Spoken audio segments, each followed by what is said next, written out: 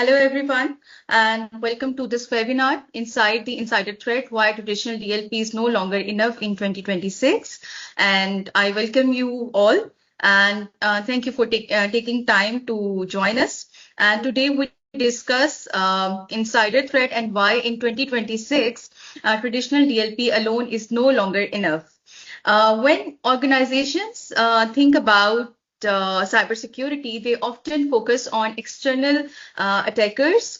Think about cybersecurity. They often focus on external cyber criminals and hackers and ransomware groups and sophisticated, criminals. Yet many of today's most damaging incidents begin with something much more difficult to detect, and it is mostly related to trusted users and compromised accounts and insider activity.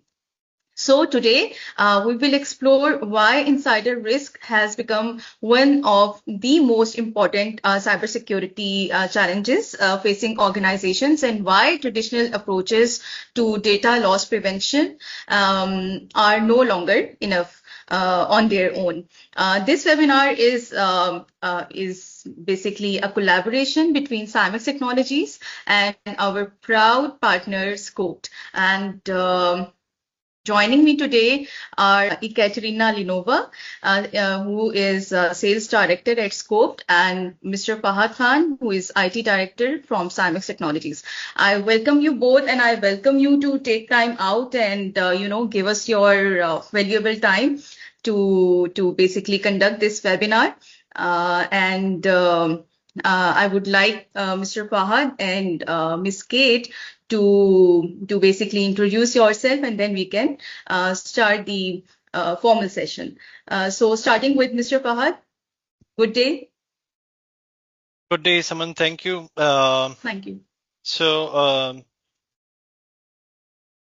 my name is Fahad Khan. I'm currently heading the IT department here at CyMax. I have worked all over the globally, basically with multiple companies, including Fortune 500 companies such as Swisscom, AT&T, and cybersecurity is one of the domains that we have faced a lot of challenges in, and Yes.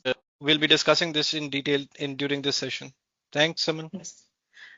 Thank you. Thank you. Moving forward, Ms. Kate, are you here? Yes. So for our users and our audience, I call Ms. Ekaterina Kate. It's her nick. Yes. Thank you so much, Kate. Once again, thanks for joining us today. And please introduce yourself, and then we can start with a question. Thank you so much, Saman, for our co-host, and CyMax Technology for bringing the right audience and the local perspective. So I am a sales director of SCOPD. We are a global vendor which is provide a user activity monitoring platform, and we combine DLP, SIEM, and biometric authentication into one solution. And actually today we will discuss insider threat and why in 2026 traditional DLP alone is no longer enough. Yeah. So thank you so much, Kate, and thanks, Mr. Fahad. So I would like to start with Mr. Fahad from IT perspective. What are the new challenges with respect to insider threat? Thank you, Saman. So from the IT leadership perspective, insider threat it has become really challenging in the past few years, because considering that the office premises have changed, basically now that the remote options have been available in the past decade or so. So the office premises is no longer a secure environment where all your employees work from. They are now spread out all globally and all over the world. That is why this is a new emerging threat. It was always there, but previously basically we had traditional enforcements available because we had a controlled environment. The perimeter was secure. You could enforce rules where the data could not be taken out or anything. But now, now due to the changes in the global working environments, where basically Yes, people yes. can be True. the company could be spread out globally. Basically, anyone could be working anywhere. So this has become a challenge, basically. Yes. And the challenge is basically these users or these employees that are working basically outside a secure perimeter or everywhere, they have the access to all the sensitive information because they have to have the access because they are your employees. They already have the credentials to access the Yes. sensitive information, and they already know where the sensitive information exists. Okay, Yes. and the question no longer is can they access the data? The question now is, are they using it appropriately? Okay. Yes. True. So what makes insider threat dangerous is that basically these events do not happen instantly. Maybe someone basically tries to copy a lot of data on the last day of his job. This is no longer the case. Now what happens is these events happen basically gradually. Someone is copying basically your proprietary information slowly and easily, basically bit by bit every day, Yes. and the so basically It is pre-planned. it's pre-planned, or basically it does not happen but it's not a sudden change. It's basically a Yes. behavior that's basically developing over a period of time, basically. So the employee behavior has become really important to understand what sort of a behavior is the particular basically user shows. So this could be the behavior could be patterns, could be unusual access patterns. There could be unusual access patterns. There could be repeated copying, or cloud sharing, or sending certain information over his personal email addresses, things like that. So this is why now now organizations one the working environment is changing, and this is why now organizations are realizing the importance. As you know, basically data is the new oil now.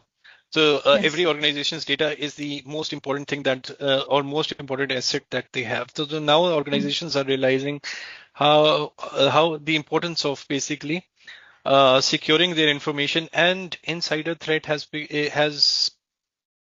is one of the major data leaks reason, basically, because these people have all the access and they have the keys to the castle. No?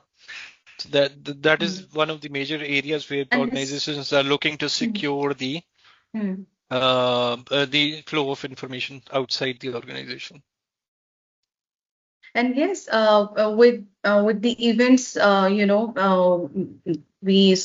Kate, we participate in events happening internationally and national at national level. So this is the rising concern of the organizations these days, and we have been, getting the positive response regarding our cybersecurity products and solutions, and organizations and departments, cybersecurity consultants, they are very much concerned about these threats, the insider threats. So thank you so much, Mr. Fahad. Thanks for the valuable addition to our discussion. And with that, I would like to take the next question to Kate, if she could share how SCOPE addresses this real world challenge. And on this note, Kate, the stage is yours, and you basically have to present the SCOPE and its features. Thank you. Thank you, Sam. Able to see my screen and presentation? Yes. I share my screen. Okay, Yes. Thank you so much. It was nice. So let me please start with warm up in chat. I just would like our participants to ask about the question. So do you already have a DLP solution in place? Yes or no? Please use chat and let us know if you have DLP in your company. The reason I asking, so the lost insider incidents start with legitimate access. The gap is context. who, why, and what changed before the incident. Please let us know if you have on Yes, in your company. we are receiving positive, I would say, yes, they are all saying yes so It's far. good to know because it's a good Yes. start. We have At least received DLP around solution. 7 to 8 comments in chat, and they are Okay. saying yes. Okay, that's great. So in 2026, the perimeter is not just USB or email, so it's not enough. We see cloud drives and collaboration tools, remote sessions, and slow harvesting over weeks. And we also see screenshots and photo leaks, especially when sensitive data is displayed on screen. This is very important. And many cases are blended. Insider activities plus compromised credentials. It's we notice it's also I would say it's a pain. So a single blocked transfer is not the whole story anymore. To handle this reality, we first need to define what insider threat really is. So insider threat, it's not one scenario. First, it's malicious insider and intentional misuse. The second is negligent insider mistakes. It's just we're human being, and it could be that cause leakage. And the third, it's compromised insider or stolen credentials or coercion. The traditional DLP focused on the final action, but risk often appears early in behavior and identity signals. That's why we say DLP is necessary, but not sufficient in 2026. So why traditional DLP misses the full story? The traditional DLP is designed to control data movement. It can detect the final action, a copy, an upload, a print, but insider risk is usually a chain. Behavior changes, data preparation, unusual access patterns, and DLP rarely answers all these questions. Who was behind the screen and what changed before? Can we prove it? Can we respond in time? So what do organizations actually need in 2026? It's another one pool in chat. I would love you participate and please let's think, and I would love to know what is your biggest gap today.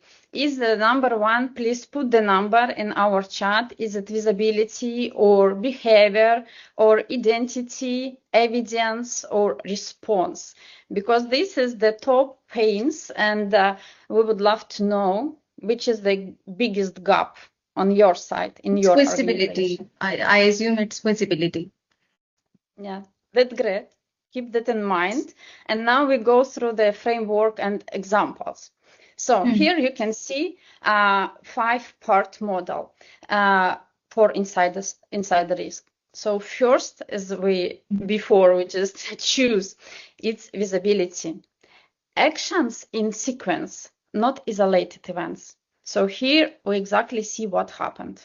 Next one is behavior and anomalies before incident. We see what is exactly changed.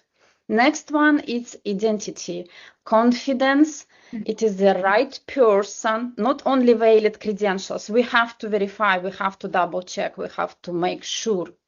Next one is evidence, defensible record for investigation and compliance. This is kind of proof for investigation. And the last one is response. It's ability to act, because a lot of DLP solutions, they just send alarms, but we don't know what to do. So this is exactly the step how to act while risk is developing.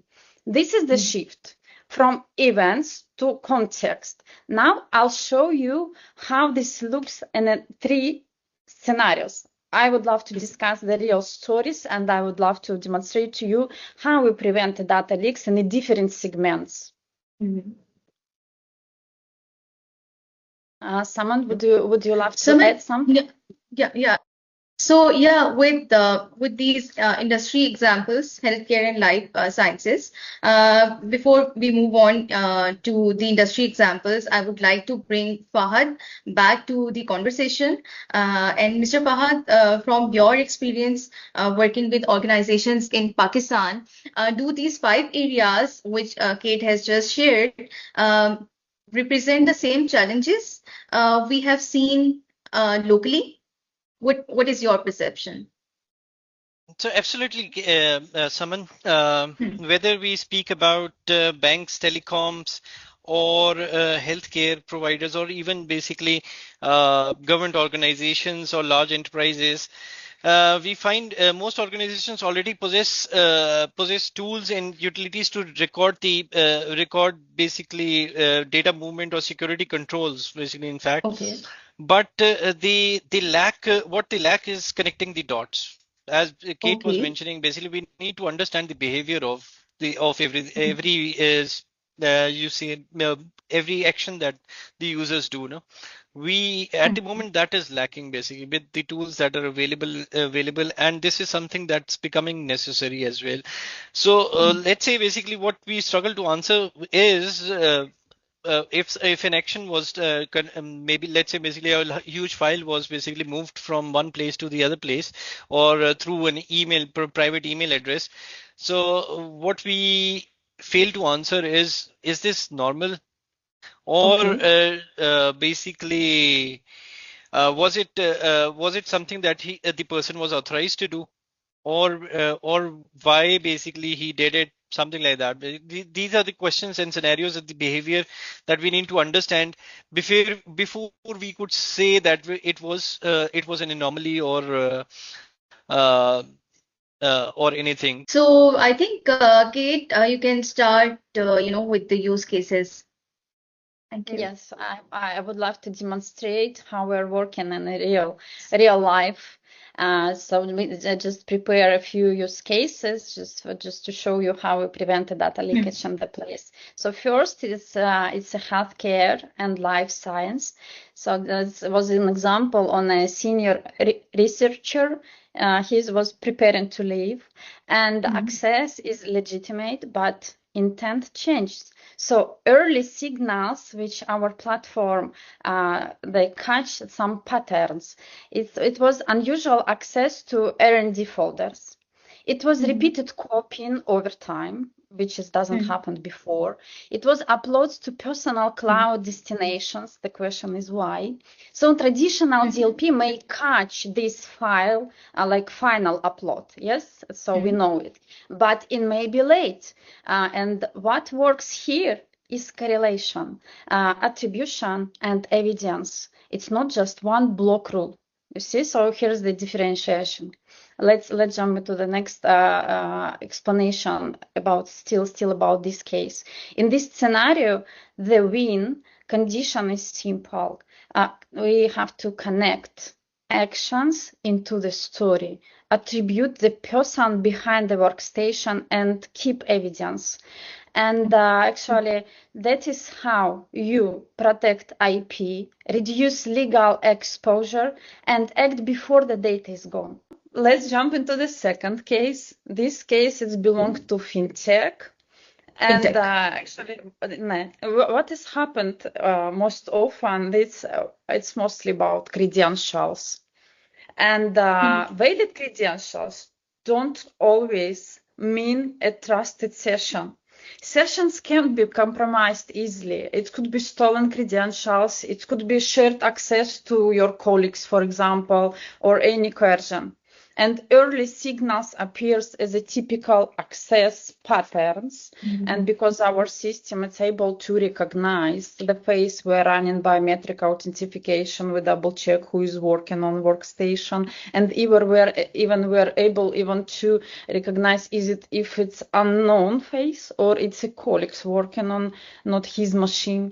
And all these anomalies is working time and tools and behavior like diversion from baseline. DLP may see all of actions, and because the account is authorized and still miss the risk. So the question becomes, how do you trust the session, not just the password? So here we have to double check, and here we have to know. So in fintech, activity may be technically allowed. So the key is identity assurance and behavior correlation, plus evidence and response. This is where insider's risk moves beyond classic DLP rules. Let's consider one more use cases, which is belong to defense. Was highlight. It's absolutely strict audit and very strict requirements. And I just wanted to demonstrate you in this case how we're working. Like access rights can be valid, but abnormal volume and timing can indicate misuse. And often the environment is restricted like on-prem or like sometimes offline or indicate misuse. The requirements are strict, and so we have to provide a strong audit, strong identity and evidence, because the cost of delay, especially in this area, I wouldn't say like the rest segments, it doesn't significantly all, but the point like, so here the cost of delay could be not only commercial, and across the sectors the pattern repeats everywhere. And what is the key inside? What is the key? So you see, and actually the patterns is consistent across all these cases. First of all, it's legitimate access, come first. And next step, it's a risk develops as slow drift. Behavior changes before a transfer event appears. We are able to recognize and alarm. And DLP often flags late. They already send the notification when it's done. So context, behavior, identity, evidence, response decides outcome. What I would love to do now, I would love to, if I may, to give you some advice. I would love to share some practical steps. Yes, that would be great, because we really want you to share the practical implications of this solution. Before we go there, I think it's worth mentioning how because the product DLP products normally basically gather a lot of information of the employees as well, or the users as well, who are being monitored. So how Scope basically helps to protect that information from any other protect that information, and why basically it's safe to keep the information there as well. So how Scope is protecting that information? Please do mention that. Yeah. Go ahead. We just need to create different scenarios, because it depends on what situation. First of all, we mark.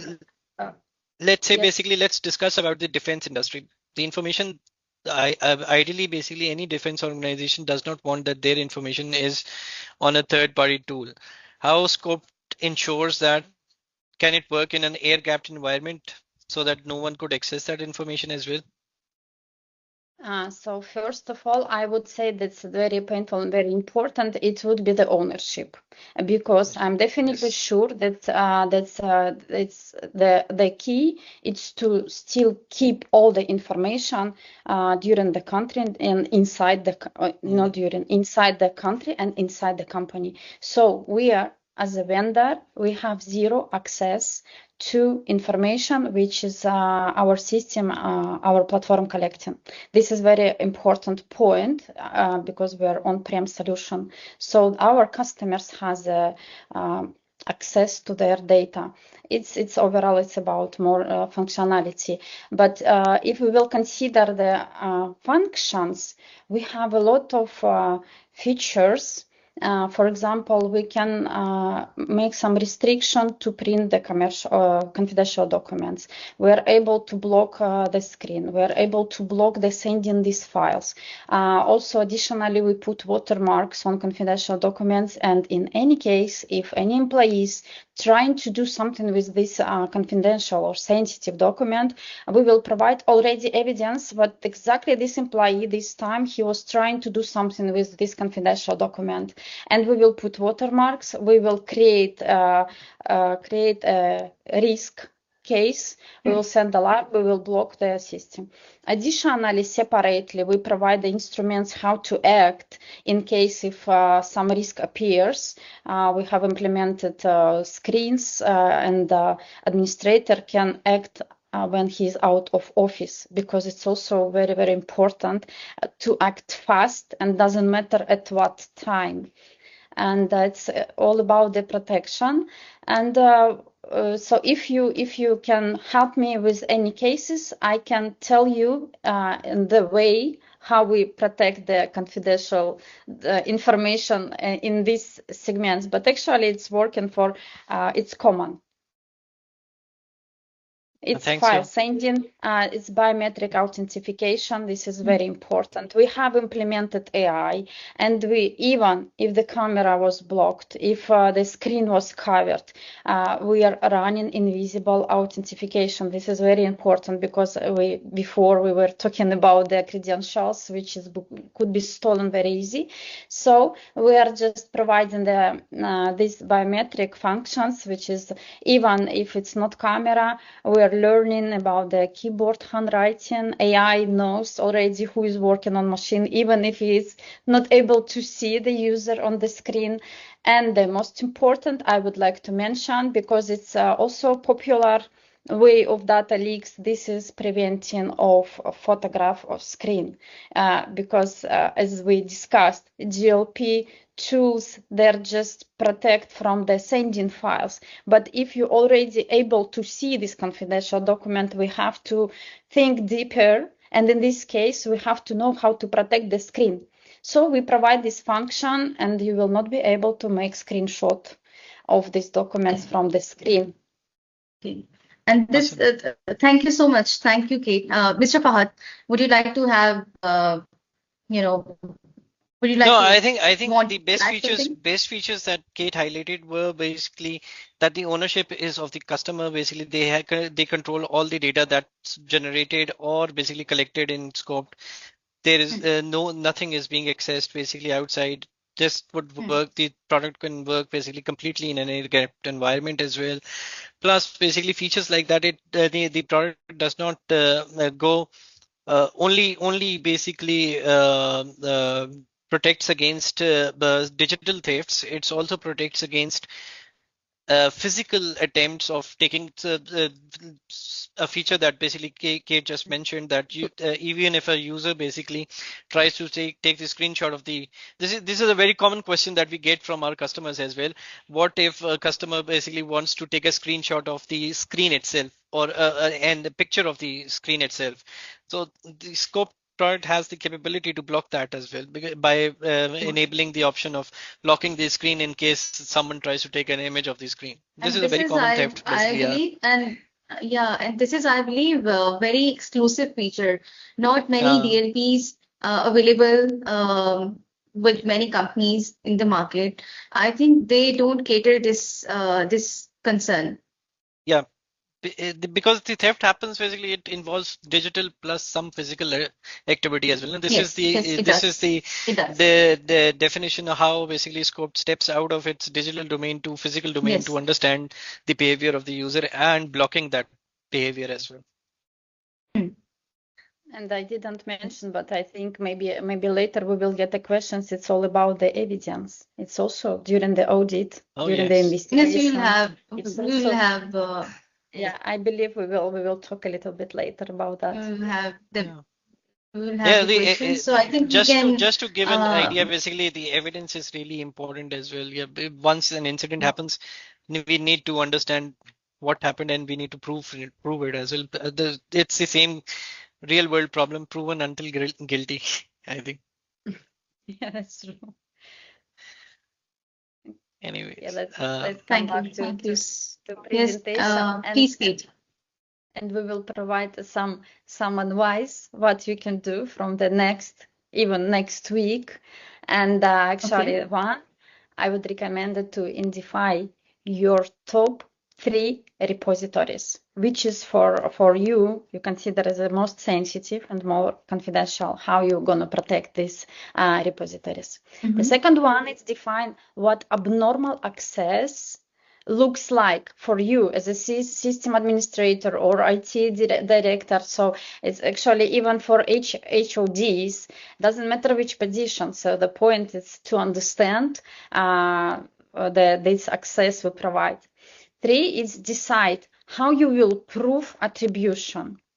And the last one, define who owns response and evidence. So this turns insider threat into an operational process. Okay. And actually, so now I'm ready to jump into the questions. And if you have questions, please use the chat. We will answer live. And the takeaway of our presentation is simple. The traditional DLP is still necessary, but in 2026, it's no longer sufficient by itself. And all my 5 points I mentioned today, this is inside the risk, requires context, visibility, behavior, identity, evidence, and response. I would be happy to answer for the questions from our guests, and maybe we can discuss also some points.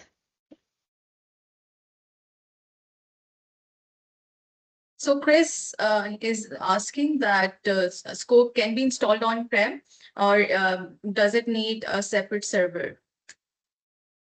It's so we have some requirements for server, and our customers choose which server they're going to use. If they have their physical server or in cloud, yes, it's on-prem solution which is installed on the place in the company, correct? Okay. And the requirements for the volume of space what you have, you will find in our website. We have implemented calculator, and you feel free to use just to put the numbers of machine you're planning to install, and you will get approximately the numbers, so how much space you need for storage. Okay.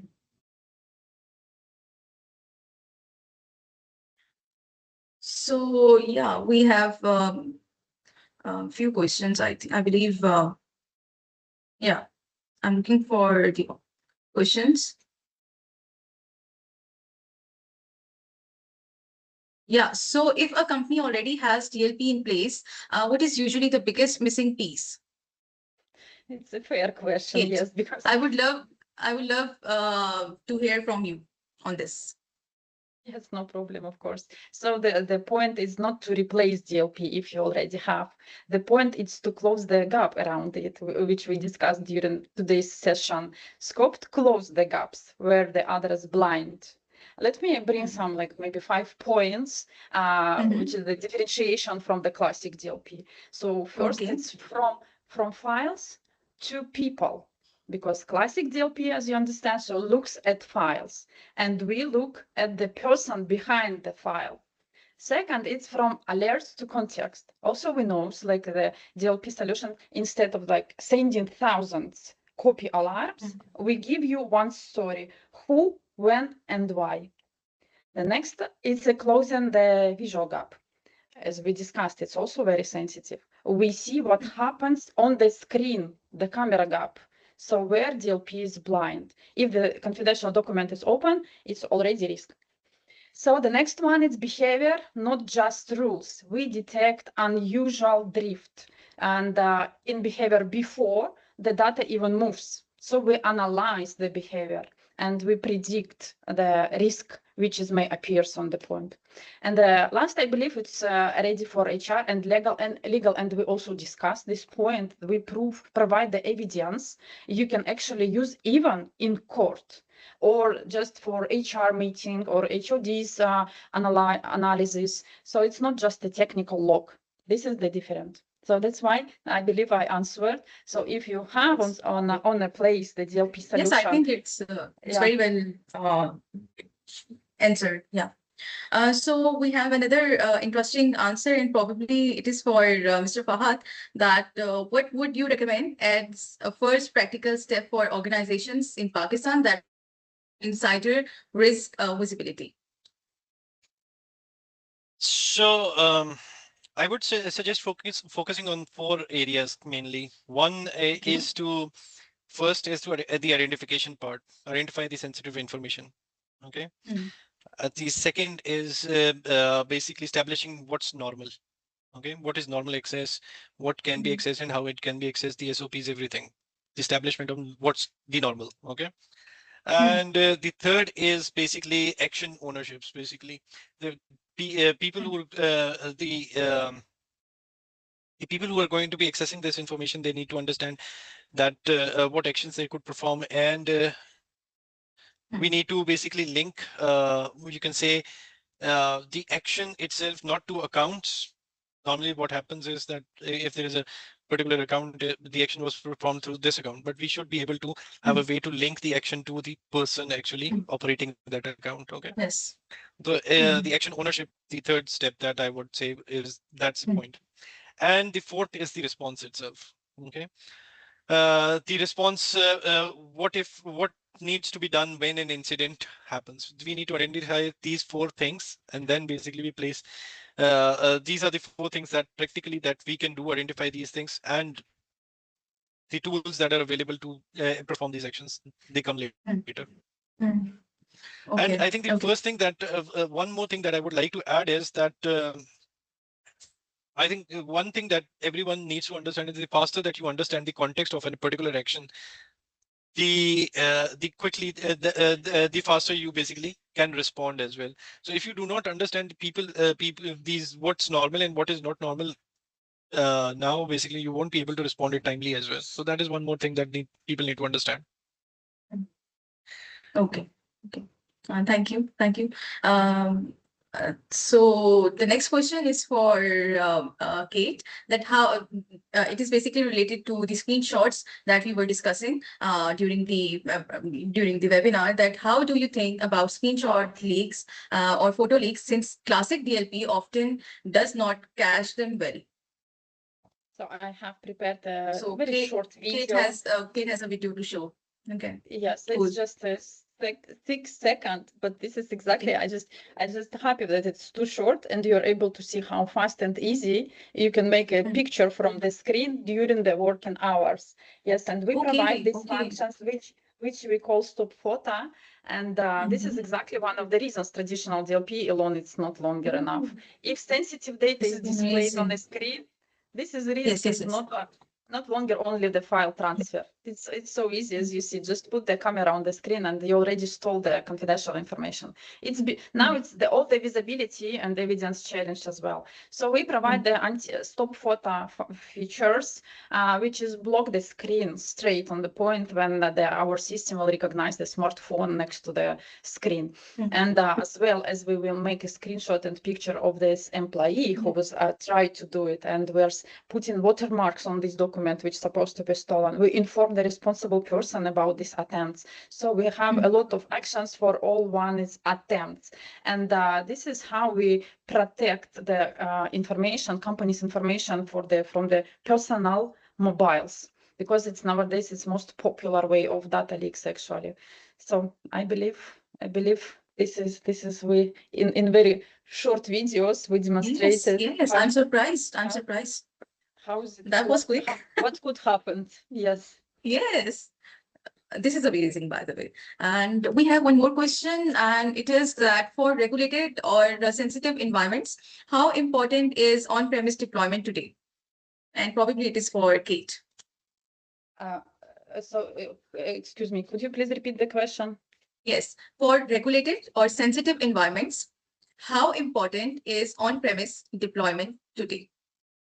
Oh, this is actually, I believe it's a critical because we mentioned also about the ownership, and for the and we are a global vendor and working with the different countries, and we definitely 100% sure like all the regulations and laws require that sensitive data must remain inside the country and under the company's full control.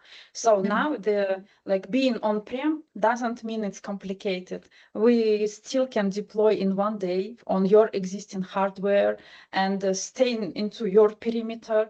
And as we discussed, with 100% ownership, customer ownership, and no vendor access. So we have zero access to the data. This is, I think, it's a requirement for trust.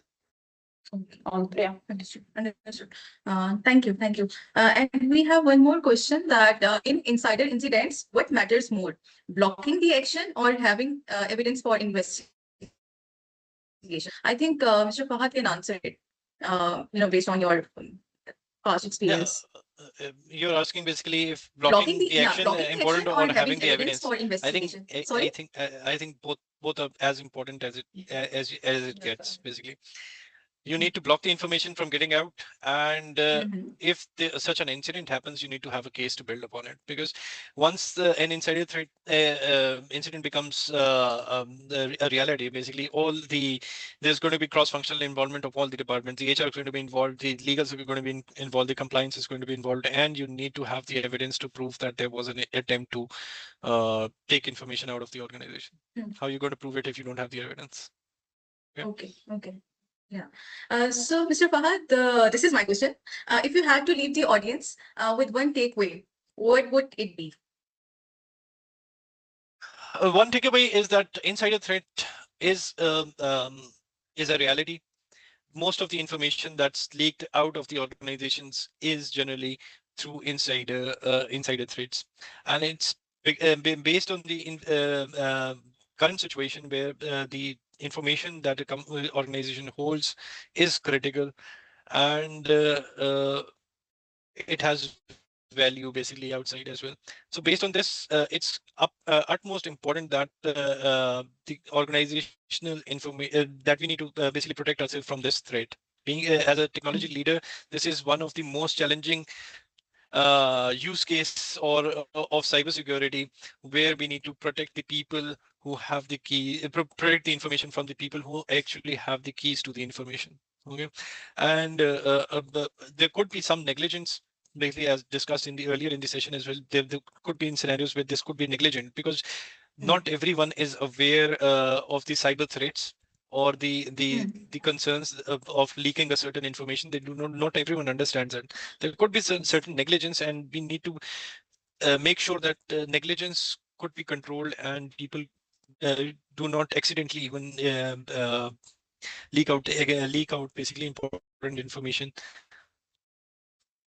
as well. Okay. So that's the key takeaway. Understood. Thank you from my side for the detailed answer. And I have one question for Kate as well. That in your experience, why is context becoming more important than individual security events when investigating insider threats?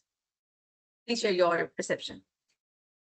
So I believe the context is actually, it's everything. It gives you a chain of evidence, and for any department, for security, for HR, for legal, as I mentioned, even for the court, to act with confidence. I can tell you a few cases, just for example, where we catch the by context and how we act. So I just can tell you some case scenarios, for example. So just connect to scoped features, and so. First, it's kind of like late night download. So our platform realized and catch it was a valid login copies to entire project folder at 2 a.m. So the question is why? Scoped correlate session, the timing when it happened, the geolocation when it's where it's happened, and actually it's just consider it as an anomaly. Another one, the example, it's kind of a screenshot leak. Sensitive dashboard appears in WhatsApp photo. Also, we know how many personal accounts of messengers our employee using by sending the confidential information. We had plenty of cases when it happened, and we also able to block these attempts to send any documents via any messengers. That's One more example, it was a shared account. So someone used the same credentials in different places. As I mentioned, we are running invisible re-authentication. The system following the zero trust policy, any second verify the user who is next to the screen. And our biometric re-authentication attribute actions, it's for a real user. One more example, I believe it's I think it's scoring links repeated, so it's just like micro events, because sometimes for someone they're sending a huge massive files, it's a risk, but we consider also micro events. We are just trying to understand, because somebody is trying to send a step-by-step any confidential document, not to look suspicious, so it doesn't work the using scoped. We will analyze any action which was made by user, any program which was made by user, and also with additional restriction. Okay. Thank you so much. Thank you, Mr. Fahad and Ms. Kate, for answering my questions. And I think we are left with 4 minutes, and I can take a short question for Kate. Let me just.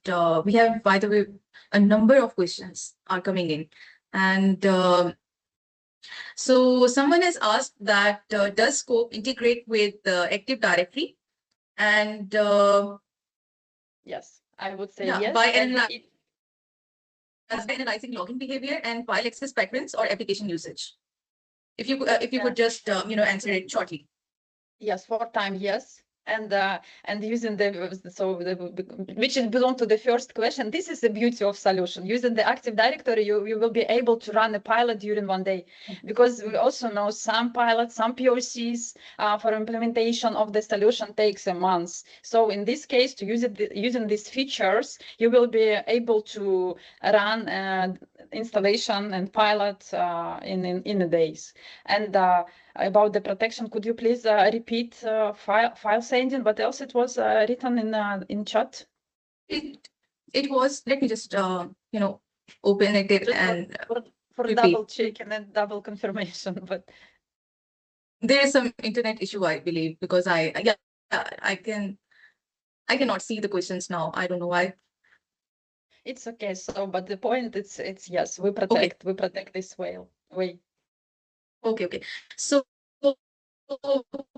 we are just 3 minutes away from the webinar ending, and I think on this note, let's try to summarize it, and let's try to conclude it. And thank you so much, Kate, and thank you so much, Mr. Fahad. I know that you are a busy guy in the organization. He's always busy taking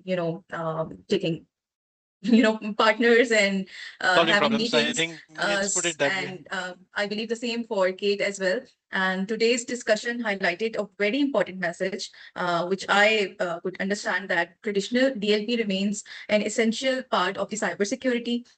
And however, I believe that modern insider threats require more than monitoring than transfers. So for this, I believe that organizations need visibility, they need behavior analysis, and they need evidence, and they need response capabilities and identity assurance. So working together, CyMax and Scope really, aim and hope to help organizations in Georgia and in Pakistan address these challenges with a more complete and more detailed approach to insider risk management. And we will now move into the ending part. And Mr. Fahad and Ms. Kate, please share your ending note and whatever you have to say. I just would love to thank you so much. I really appreciate and I'm grateful for this event that's made place and it's happened. And of course, I wish us all together a big success in our partnership. And let's make our not only one country, our world more safe with our solution and provide our services for them. It was a pleasure to participate today. Yes. And thank you so much for the questions. Thank you. Thank you so much for the amazing answers. It was very much, researched and very much clear and simple that even I could understand. I think today was a good session, and we tried to basically bring awareness regarding a threat that is not there. And I hope that basically everyone understands that the insider threats are a real thing, and it happens to the best of us, to the best of the organizations. And Yes, thank to you, the Kate, best for of organization, and we have for the seen it in detail. Pakistan. Basically, yeah, it's all over the world. Basically, not only in Pakistan, Yes. it's all over the world. Yes, Anyone yes. could be basically, yeah. So I think that I think I hope that we succeeded in explaining everyone that Yes. regarding I the believe threat and so. everything. I And believe thank so. you, Kate, for presenting the product and the solution to it as well. We Yes. presented the problem and the solution with it as well. So Thank that you for was one of the package. opportunity. Yeah. Thank you. Thank you, Saman, as well, Thank you. for a Thank you. wonderful session. And once again, thank you so much, Kate and Mr. Fahad, and to our wonderful audience for, making this session engaging, making this session a success. Because, Kate, we still have many questions, and we have no time. But yes, thank you so much. I think we can plan for another webinar these questions. So thank you so much for the engagement. Thank you so much for participating. And I believe that we plan the other webinar soon.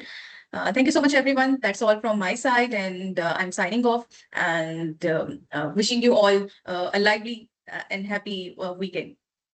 Thank you so much. Thank you. Thank you. too. Thank you, Mr. Fahad, and thank you, Kate. Thank you. Thank you, everyone. Bye.